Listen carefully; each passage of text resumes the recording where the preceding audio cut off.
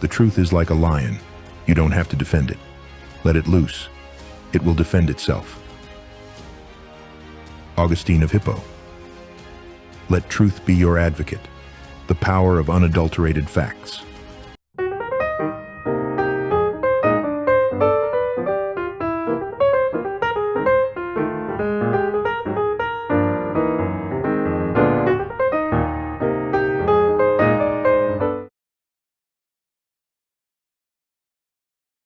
Peace, you know who this is. I gotta do this video real quick. It's Christmas, so you might hear noise, whatever. I gotta just do it the best way I can. Math Hoffa, one, these are not African Americans. These are members of the FBA hate group. They're doing what FBA does, spread hate. But I'm calling on you to be a warrior for truth. Fat Joe said nothing wrong. Don't try to talk to these people and let them gaslight you and spin the narrative and talk about other stuff. No. To ask them, if you're going to talk to them about this, ask them what Fat Joe said wrong. That's all you got to ask him. What did he say wrong? Don't tell me, well, he shouldn't have said it because he's not black.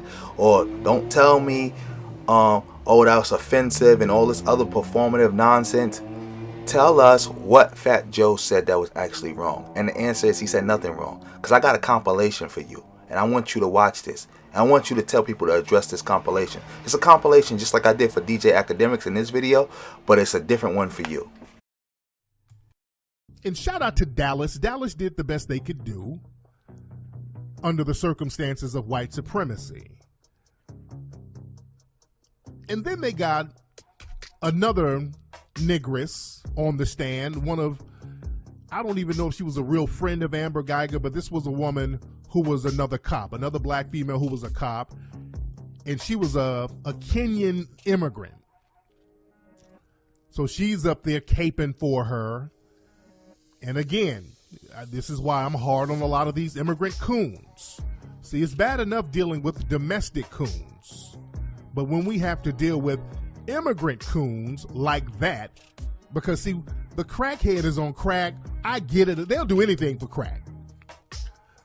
But this damn negress cop knows better.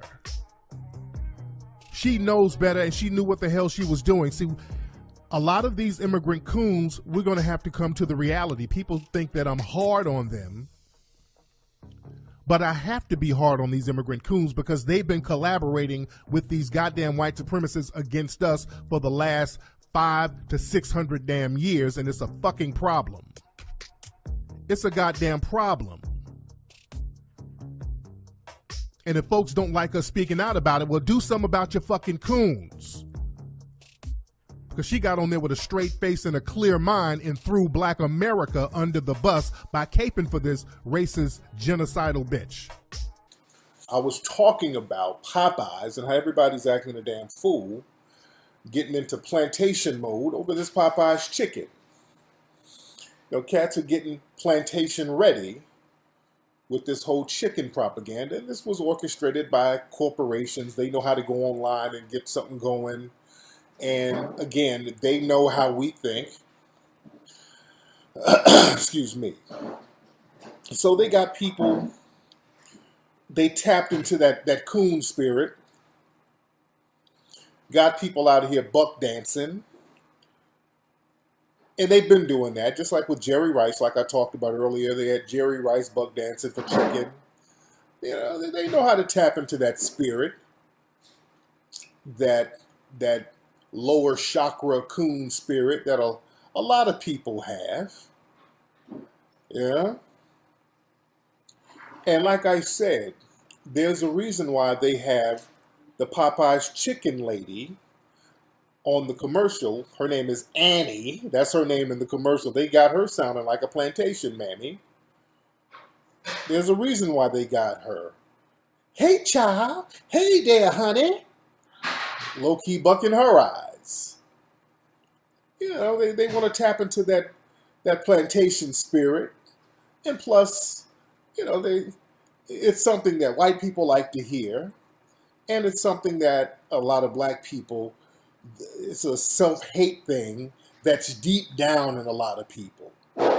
So when you hear that mammy, even and many of those of us whose pineal glands are not calcified. Many of us, the Popeyes lady, we saw that and we cringed. We saw the Popeyes lady and we cringed because we saw the low-key benign coonery there. We saw the forced mammyism, because it's not natural, the woman. Yeah, and the lady, Deirdre, her name is Deirdre Henry. She's not even a foundational Black American, by the way. She's from Barbados. The woman, the Popeyes lady, Annie, and the fact that they gave her the name Annie, that's some old plantation shit. But her name is Deirdre Henry, and but she was born in Barbados, so she's an immigrant. Well, she don't even talk like that. And what I tell you about a lot of Caribbean immigrants, they've always come over here and got employed by using some of those old Sambo stereotypes, just like Step and Fetch It, a lot of people. Oh, yeah. Look her up. Deirdre Henry. Yeah, Miss Cleo and all these. Yeah. Yeah, she's from Barbados. She ain't even from here. She don't talk like that at all. You dig? And we're going to get on that. I'm going to get on that in a minute, a little bit later, about how a lot of these Negroes are coming from other countries, really acting as our tethers. I'm going to get on that in a minute. You dig? And mosquitoes, and speaking of mosquito metaphor, Zimmerman is walking around.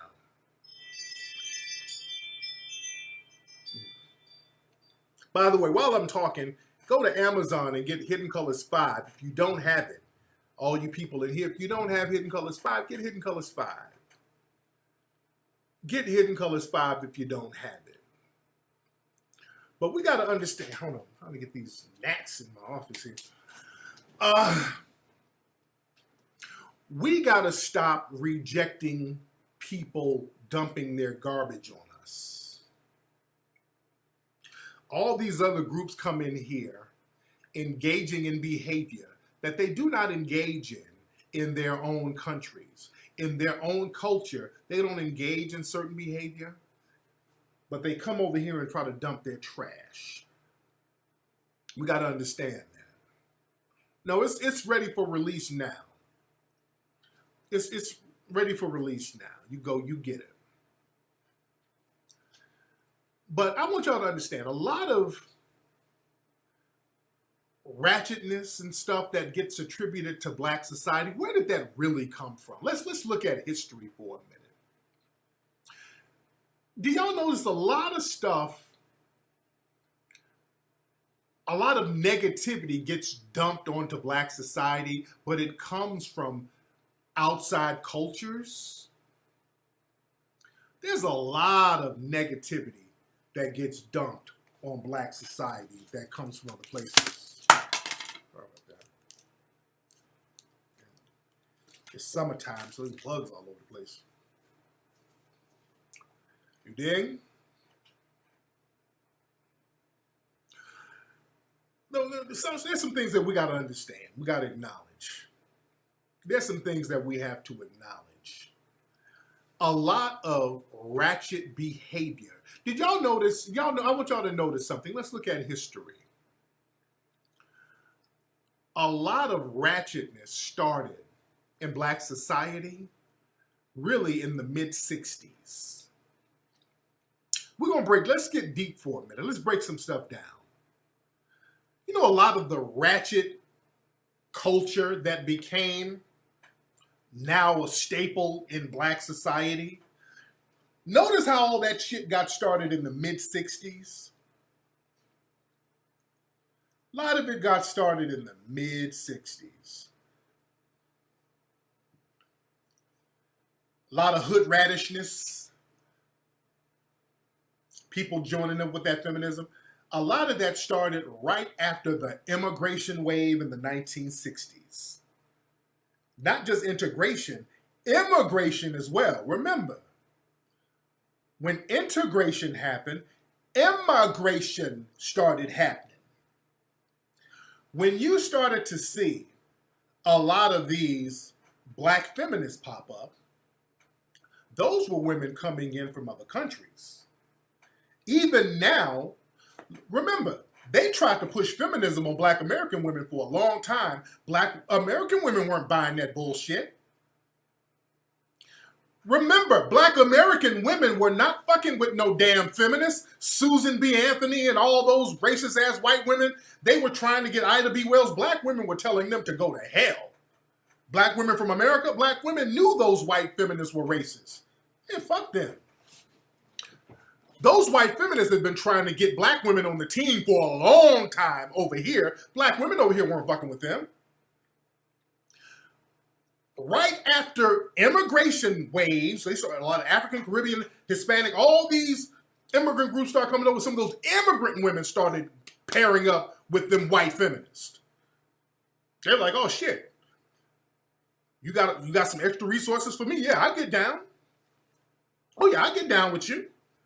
Shit, I'm over here. This is a come up. Yeah, I march with you. I take my bra off with Gloria Steinem and all that. Even now.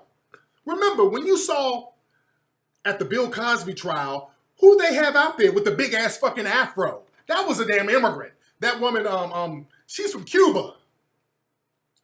That mammy running around there with her big ass afro that she ain't never wore before. All of a sudden, she got this big fucking afro and some big bamboo earrings. That chick was Cuban. Fuck out of here. See, we got to understand how this immigrant thing has been undermining us, man. A lot of immigrant women were getting down with them white feminists in the 60s and then becoming the face, and then they started propping them women up. Look at this our black sister. Look at our black sister right here. She's marching with me. My black sister right here, who just came from Cameroon, they propping them up. You dig? It goes real deep. We got to start looking at history and seeing who's who. See, we've never differentiated ourselves from other black people. So when somebody's black, we're like, that's us. But they on some other shit, man. They have been on some other shit.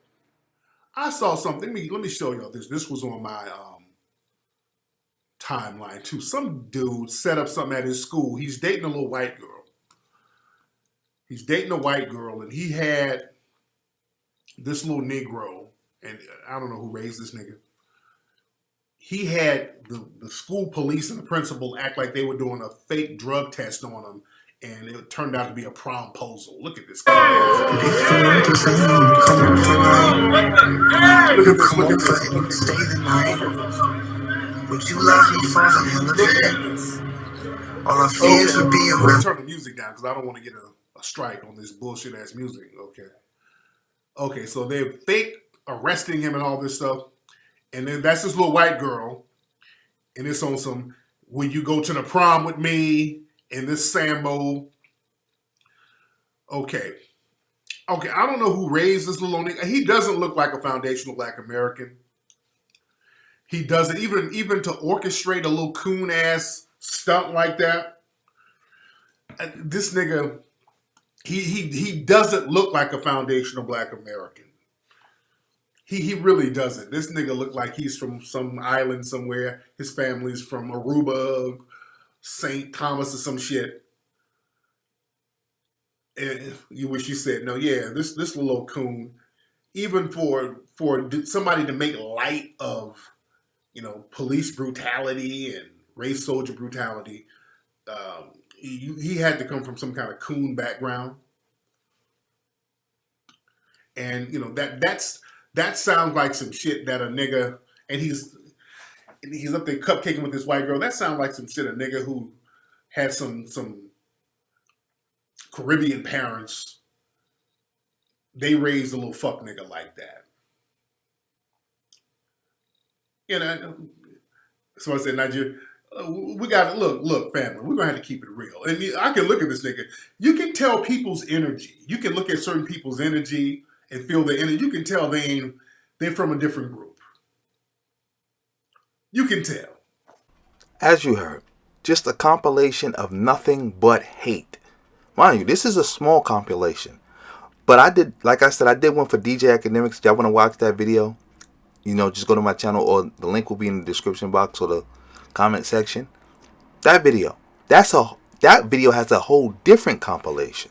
I can do this every day. Put up a compilation of the FBA leader and founder spewing nothing but hate and venom towards black immigrants. Like he's being paid to do. Because he's getting money to do this. He's getting money to do this. There ain't no way. He's getting money to do this. And he's promoting the FBA ADOS ideology, which they got from white nationalists. And I'm going to give you the timeline of FBA ADOS right now. You're going to see it. I want you to watch this. This came from one of my other videos. My video when I first did about this subject with Fat Joe. So you can understand. This is a hate group. You don't need to be trying to talk to them on some my brother, my sister. No. Hate group. They work for white nationalists. Whether they know it or not. Some of them know. Some of them don't. But at the end of the day is over. That's who they work for.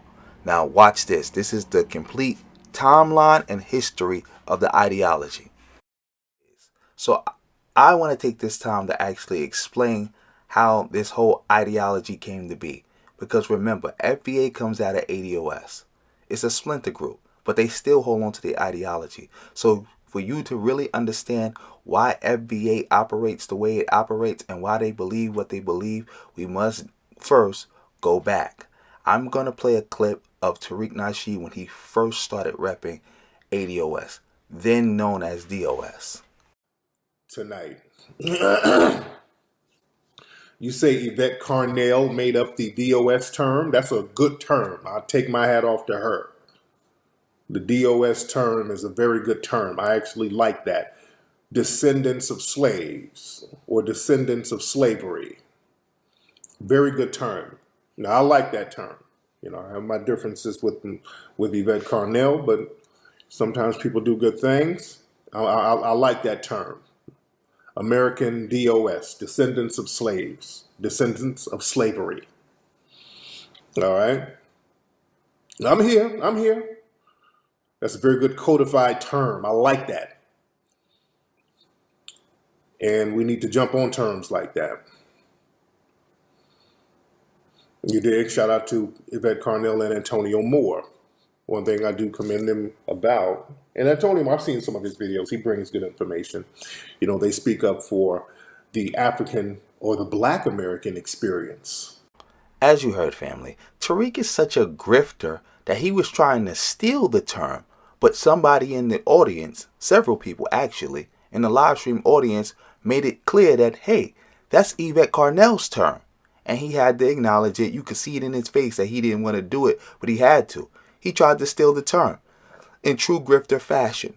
So, as time would go on, he got down with ADOS.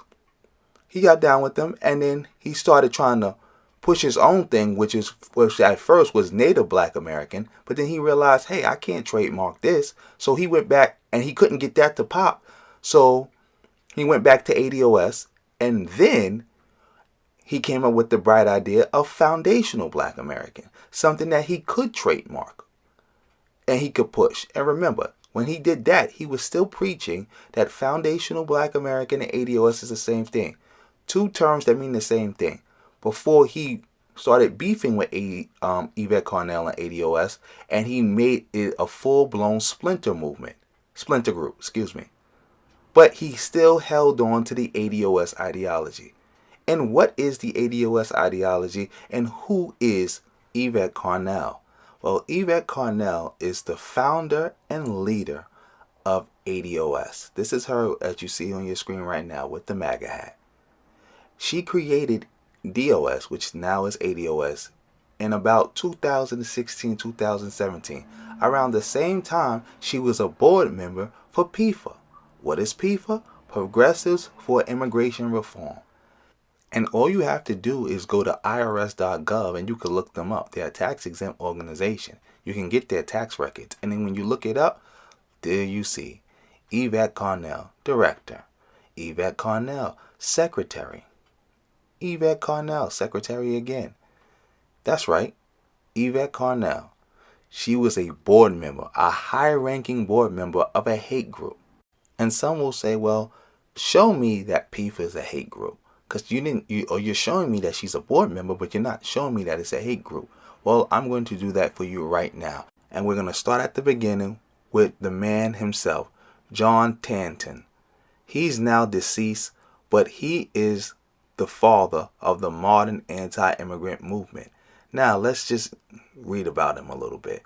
John Tanton was the racist architect of the modern anti-immigrant movement. He created a network of organizations, the Federation for American Immigration Reform, the Center for Immigration Studies, and Numbers USA, that profoundly shaped the immigration debate in the U.S. About John Tanton. A retired Michigan ophthalmologist, Tanton had white nationalist beliefs and wrote that to maintain American culture, a European American majority is required. In his own words, I've come to the point of view that for European American society and culture to persist requires a European American majority, and a clear one at that. December 10, 1993, a letter to the late Garrett Harding, a controversial ecology professor. Now that we have learned about the racist architect of all this anti-immigrant bigotry that we see now we need to learn about the organizations he created and the networks that they spawned. Federation for American Immigration Reform. The Federation for American Immigration Reform, FAIR, is a group with one mission: to severely limit immigration into the United States. Although FAIR maintains a veneer of legitimacy that allows its principals to testify in Congress and lobby the federal government, this veneer hides much ugliness. FAIR leaders have ties to white supremacist groups and eugenicists and have made many racist statements. Its advertisement has been rejected because of its racist content. FAIR's founder, the late John Tanton, has expressed his wish that America remains a majority white population, a goal to be achieved presumably by limiting the number of non-whites who enter the country. One of the group's main goals is to upend the Immigration and Nationality Act of 1965, which ended a decades-long racial quota system that limited immigration mostly to Northern Europeans. FAIR's president, Dan Stein, has called the act a mistake. And now that we have some background information on FAIR, the flagship organization, now we're going to learn about PIFA's connection to FAIR. The same PIFA that Yvette Carnell was a board member of, that she only resigned from being a board member of after she got outed and exposed for being a board member of PIFA. And people started to realize, hey, PIFA is just a white nationalist front. And she left them to maintain some level of legitimacy, even though I don't understand how she could maintain any legitimacy for being a part of a white nationalist front group, especially at that high of a rank.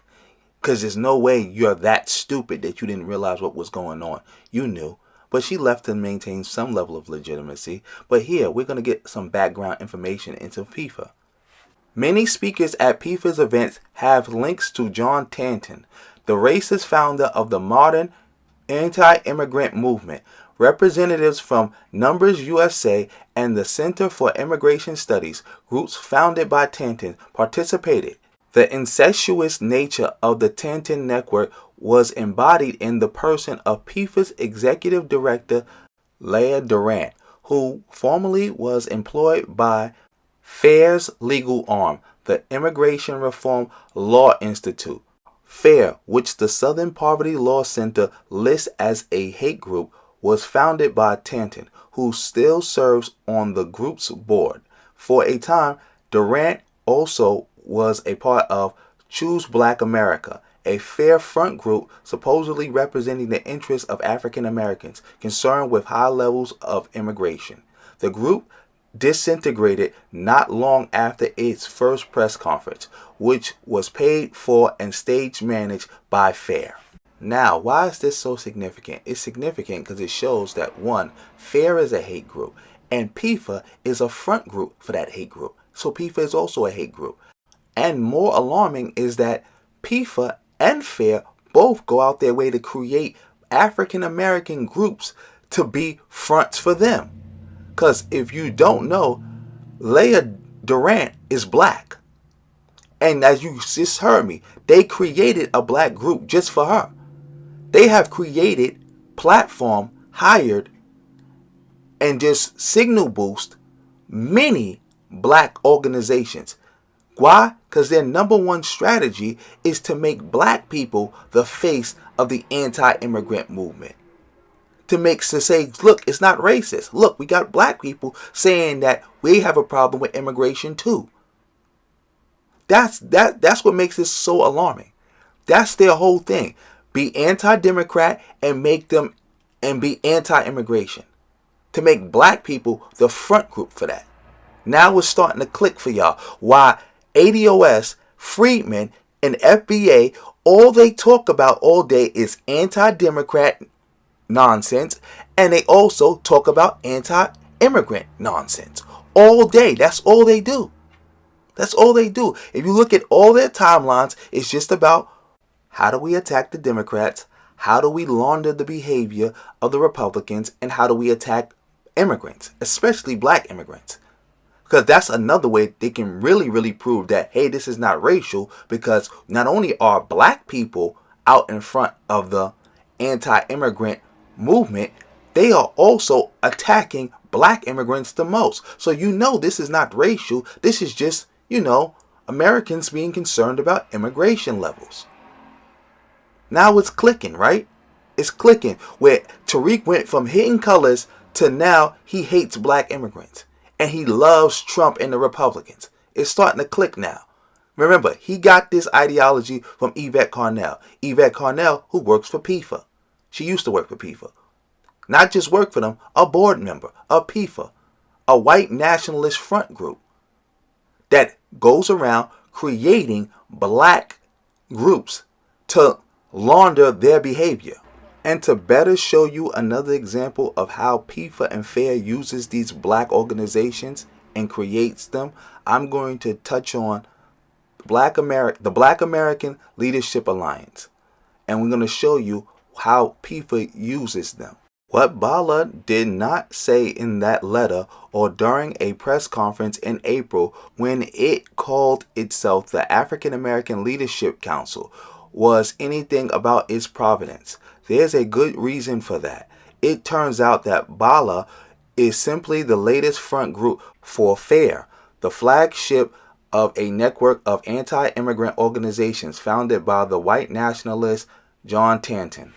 When it first emerged in April, Bala was openly sponsored by another FAIR front called PIPA, purportedly an organization concerned about the environmental impact of immigration. As late as June, the media spokesperson and phone number listed on Bala's press releases were associated with PIFA. Bala is not the first African American front group formed by FAIR. In 2006, an organization called Choose Black America appeared on the scene. Its black members were selected, flown to press conferences in Washington, lodged there by FAIR. The group's spokesman was a white FAIR official. Though CBA fell apart soon after its debut, the Taunton Network's dream of appearing to represent a rainbow coalition did not die with it. In 2011, FAIR briefly sponsored Blacks for Equal Rights Coalition, a LA-based anti-immigrant organization that has been celebrated by the white supremacist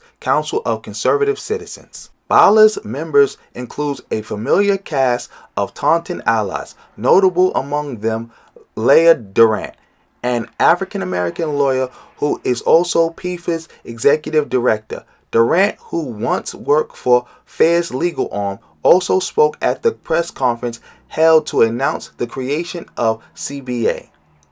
As you've seen, family, this looks so familiar.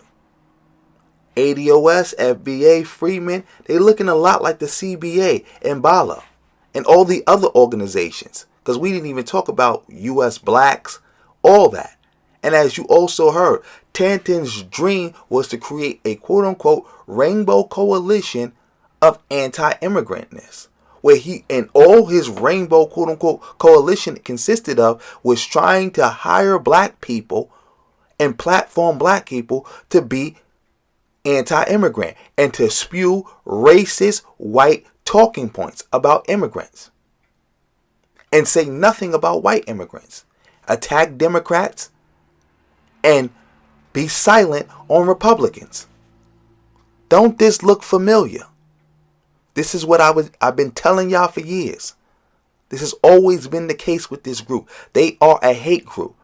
As you saw, that's the complete history and timeline. There's no need to be trying to negotiate, debate, or even try to talk or reason with these people. Like I said in this tweet, you can't reason with them. They're a hate group. Like, trying to reason with them is trying to, like, reason with a neo-Nazi or a member of the KKK. If you are part of a hate group, man, you too far gone. You got to get yourself out of that. People can't get you out of that. People can just show you that you're wrong, and that's about it. But you got to make the decision to come up out of that. So you shouldn't be stressing yourself. You shouldn't be taking down no interviews. Because I heard you took down an interview and you apologized. I don't know if that's true or not, and I hope it's not true. But you should not be doing none of that. Be a warrior for the truth, man. Unleash the truth. What Fat Joe said was the truth. Unleash it. Keep that shit up. Ask somebody right now to refute it. Ask one of the ADOS FBA goofballs to refute what I just played. Like say, all right, refute what Fat Joe said. They try to say that's not true. Fat Joe don't know what you talk about. Hit him with these compilations and say this is what your leader, the founder and the leader of FBA, the owner of the FBA trademark, said. And this is what y'all say. So what's up with this? This ain't hate. This ain't bigotry. This ain't racism. This ain't demagoguery. That's not what that is. That is what it is. Hold them to account. Make them answer for that. If you're gonna talk to them about it, talk to them about it with some knowledge about the subject. Make them answer for what they said. Make them answer for that compilation. Make them answer for this history and this timeline. Ask them, do they know that? Do they know that the FBA is a splinter group from ADOS, and that FBA ideology is the ADOS ideology, and the ADOS ideology is a white nationalist ideology, gave to them by John Tanton. Ask them that. If you're going to talk to them with some wisdom on the subject, some knowledge. And I'm going to end this video here. Like, share, subscribe, drop me a comment on what you think. Donate it to me if you can. And on that note, family, peace.